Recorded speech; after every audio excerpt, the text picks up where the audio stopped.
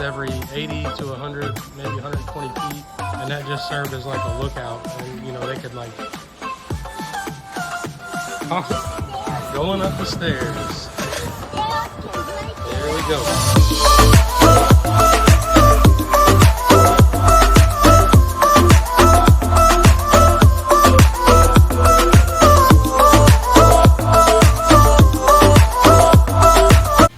Guys, how are you feeling about these stairs coming up? I feel like it's gonna be nice. Do you love the stairs? You do? Okay, well, that's not what you were saying a minute ago, but okay. Welcome to Cahokia. Cahokia was active between 900 and 1350 of the Common Era, approximately. As for the where, it's just east of St. Louis in what's known as, geographically as the American Bottom. The biggest reason that location might have been chosen could have to do with its fertile soil. The reason the soil was so fertile was because of the ridge and swale type of topography, which is just a series of ridges and channels. Why was ridge and swale good for crops? Well, it has to do with the way the water deposits the clay type material into the channels, and then the more sandy, granular particulate kind of on the ridges.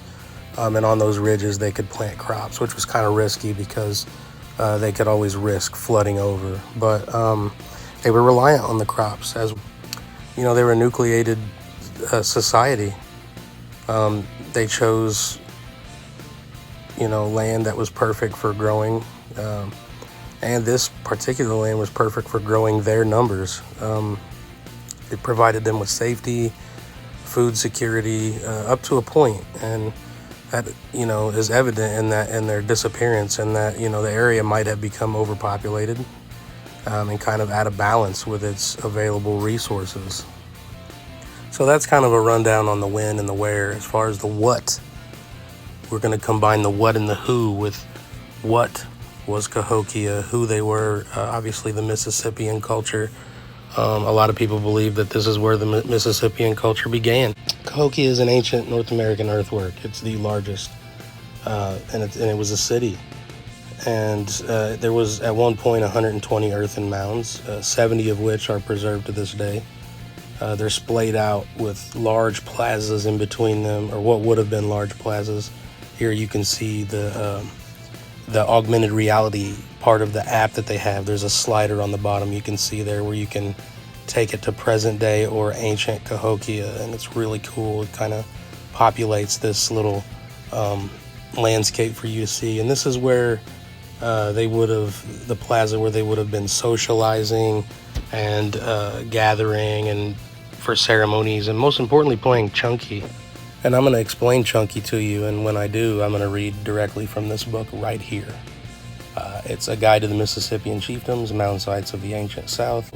The guy's brilliant. I claim no kind of intellectual property on his work. I just wanted to share with you guys this passage from his book. And if you don't have this book already, you need to get it right now.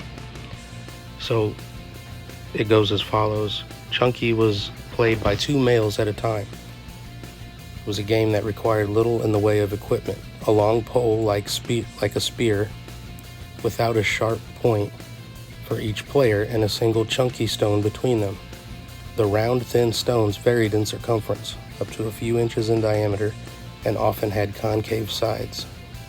Chunky stones were used to play a variation of the hoop and pole game that was common throughout North America. Again, if you don't have that man's book, you need to pick it up now because it's a huge resource. That and maybe Robert Silverberg's Mound Builders book. A more literal description of what Cahokia was is, 120 mounds separated into 11 mound groups. It formed kind of like a diamond shape if you look at it from an aerial view. And it had a large wall or stockade around the chief mound in the Grand Plaza, which basically served like a city center or downtown. But the settlement extended well over like 5 square miles. There were causeways that seemed to naturally connect the mounds and the plazas and the borrow pits. Earth was taken from, a lot of the surrounding areas and the borrow pits to kind of like form these causeways and the mounds and stuff like that and plazas. Among the rest of the amazing features, there were also remnants of these sun circles.